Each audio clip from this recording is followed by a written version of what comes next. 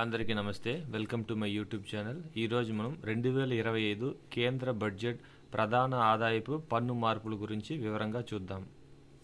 2025 ఫిబ్రవరి 1న గౌరవనీయులైన ఆర్థిక మంత్రి శ్రీమతి నిర్మలా సీతారామన్ గారు కేంద్ర బడ్జెట్ను ప్రవేశపెట్టారు. ఇందులో వివిధ రంగాలకు సంబంధించిన అనేక ముఖ్యమైన ప్రకటనలు వచ్చాయి.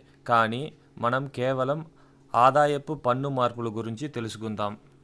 ఒక వ్యక్తి వార్షిక ఆదాయం 4 లక్షల లోపు ఉంటే పన్ను లేదు. 4 నుంచి 8 లక్షలకు 5%, 8 నుంచి 12 లక్షలకు 10%, 12 నుంచి 16 లక్షలకు 15%, 16 నుంచి 20 లక్షలకు 20%, 20 నుంచి 24 లక్షలకు 25%, 24 లక్షలకు పైగా 30% పన్ను కట్టాల్సి ఉంటుంది. ఈ సరికొత్త పన్ను స్లాబ్ల ప్రకారం వార్షికంగా 12 లక్షల రూపాయల వరకు ఆదాయం ఉన్న వ్యక్తులు పన్ను చెల్లించాల్సిన అవసరం లేదు.